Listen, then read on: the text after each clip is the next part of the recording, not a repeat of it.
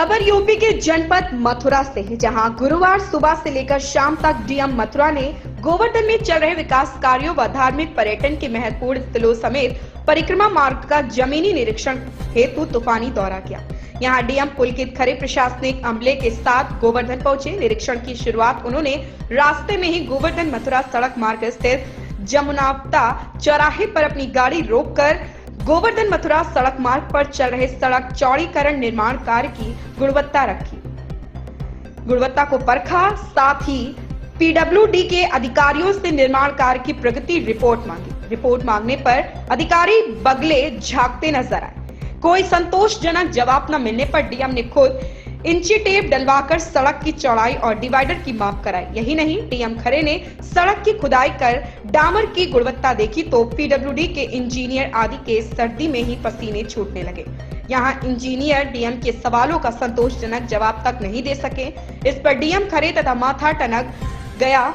उन्होंने कहा, ठेकेदार को ब्लैकलिस्ट करने व एई और जेई के खिलाफ कार्रवाई की चेतावनी देते हुए फटकार लगाई। डीएम ने इंजीनियरों की फटकार लगाते हुए कहा कि राजस्थान बॉर्डर से मथुरा गोवर्धन चौराहा तक सड़क की दूरी 25.4 किलोमीटर एवं चौड़ाई 8.75 मीटर व डिवाइडर 1.2 मीटर है, जिसका निर्माण कार्य हर साल में 31 मार्च तक पूरा कर ले।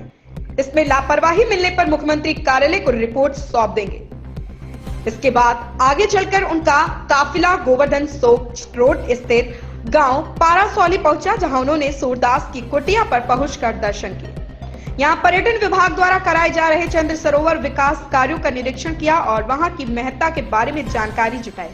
इसके बाद डीएम गोवर्धन ब्लॉक की पालई ग्राम पंचायत के गांव जमुनावता में बनी गौशाला पर पहुंचे, जहां उन्होंने गाय की पूजा अर्चना कर गुड़ खिलाया। साथ ही गौशाला में रह रहे गौवंशों को लेकर उनके खान पान सहित सर्दी को लेकर गौवंशों के ठंड से बचाव के बारे में जानकारी जुटाई। यहां डीएम का ग्रामीणों के साथ ग्राम प्रधान चंदू देवी द्वारा स्वागत सम्मान किया गया। मथुरा गोवर्धन मार्ग जो कि पिछले कई समय से जिसका निर्माण हो रहा है, चौड़ीकरण हो रहा है, उसका आज निरीक्षण करा गया। उसमें है सामग्री किस तरीके की लग रही है, उसकी सैम्पलिंग भी कराई जा रही है। साथ ही साथ ये देखा गया कि अभी काम बहुत धीमी गति से चल रहा है, तो वहाँ पे जो इंजीनियर्स हैं उनको टीम बढ़ाने के लिए बोला गया है। हर हाल में 31 मार्च तक काम ख़त्म करने के लिए भी बोला गया है। डिवाइडर भी अभी कुछ ही स्थानों पे लगा है, पूरी तरह से डिवाइडर भी नहीं बना है। चौड़ाई पे भी काम अभी पूरी तरीके से नहीं हुआ है। उनके जितने भी संबंधित इंजीनियर्स थे उनको निर्देशित करा गया है कि इसको 31 मार्च तक कर लें, जिससे आवागमन बेहतर हो सके। सर, अब ये डिवाइडर सड़क मार्ग में लगे हुए हैं, इसकी वजह से अब काफ़ी दुर्घटना होती रहती है जब दूर पड़े हैं। जी, इसीलिए मैंने जो आज पूरे मार्ग को देखा, और ये लगभग 25 किलोमीटर के ऊपर का मार्ग है ये, जिसमें अभी सिर्फ 10 से 15 किलोमीटर के बीच में ही डिवाइडर पड़े हैं, और वो भी अधूरे हैं। उसमें इसी वजह से दुर्घटनाएं भी होती हैं। जब ये पूरी तरीके से बन जाएंगे और इसमें मिट्टी का भराव होके वृक्षारोपण हो जाएगा तो उस तरह की घटनाएं कम होंगी। इसकी प्रति सप्ताह मॉनिटरिंग करी जाएगी। एक्सचेंज जो हैं संबंधित, उनको भी बोला गया है कि इसमें टीमें बढ़ाते हुए दिन रात काम करें। हर हाल में इसका काम 31 मार्च तक पूरा करें। सर, गौशाला का निरीक्षण किया गया है। ऐतिहासिक और पौराणिक गाँव और तपोस्थली परसौली आज आना हुआ है, और यहाँ पे कई कार्य पर्यटन विभाग के चल रहे हैं। ये आवश्यक है कि इस धरा के बारे में, इस पुण्य भूमि के बारे में लोग आपके माध्यम से, media, print media, electronic media के माध्यम से लोग इसके बारे में जानें। ये बहुत ही धन्य भूमि है, जहाँ पे है जो पौराणिक दृष्टिकोण से और ऐतिहासिक दृष्टिकोण से संपन्न है। यहाँ पे जो सरोवर है उसमें किस तरह से रात्रि में फाउंटेन लगाते हुए है कार्य को आगे बढ़ाना है।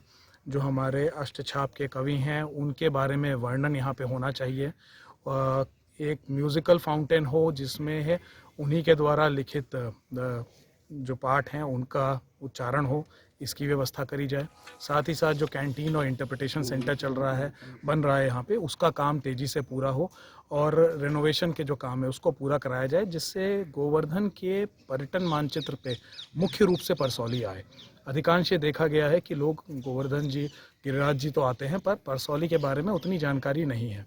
तो प्रयास यही करा जाएगा इन सभी माध्यमों से कि ज़्यादा से ज़्यादा लोग, आने वाली पीढ़ियां परसौली के बारे में जानें और ये हमारे मुख्य पर्यटन मानचित्र से जुड़ सके।